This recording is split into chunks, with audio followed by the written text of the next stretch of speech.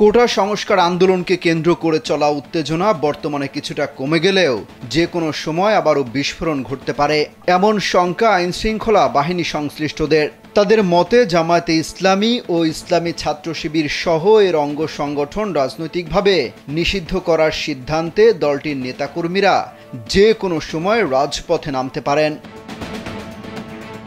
এসব বিষয় মাথায় রেখে নিরাপত্তা ছক তৈরি করছে পুলিশ।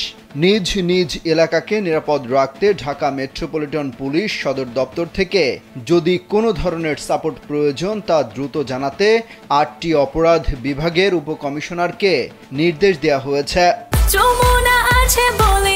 যমুনা রেফ্রিজারেটর, খাবার ফ্রেশ তো লাইফ জম্পেশ। ওই নির্দেশ পাওয়ার পর এরই মধ্যে ডিসিরা নিরাপত্তা সংক্রান্ত তাদের চাহিদার কথা ডিএমপির অপারেশন বিভাগকে জানিয়েছেন। সেই অনুযায়ী কার্যক্রম শুরু করেছে ডিএমপি সদর দপ্তর। এক্ষেত্রে মাঠ পর্যায়ের কর্মকর্তাদের বলা হয়েছে আন্দোলন চলাকালে তারা যেন অলিগলিতে না ঢোকেন, সর্বোচ্চ শক্তি দিয়ে তারা যেন মূল রাস্তা সচল রাখার চেষ্টা করেন। সাম্প্রতিক সহিংসতার সময় দেখা গেছে মূল রাস্তার এক পাশ দখলমুক্ত করতে গেলে আন্দোলনকারীরা অন্য পাশ দখল করে ফেলে।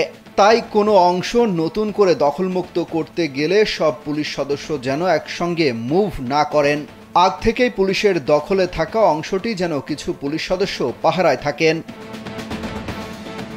আইনশৃঙ্খলা বাহিনীর কর্মকর্তারা জানিয়েছেন সম্প্রতি যে ভয়াবহ নাশকতা হয়েছে তা তাদের ধারণার বাইরে ছিল।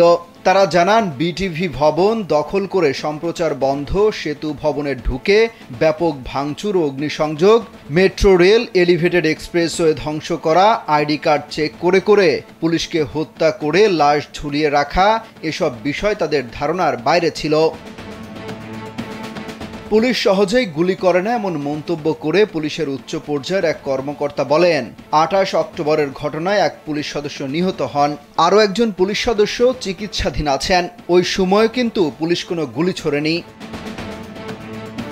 এ বিষয়ে ডিএমপি কমিশনার হাবিবুর রহমান জানান ঢাকাবাসীর নিরাপত্তা নিশ্চিত করতে সব ধরনের প্রস্তুতি রয়েছে। জামায়াত শিবির যতই অপচেষ্টা চালাক তারা আর সফল হতে পারবে না। অমিত হাসান রবিন, কালবেলা।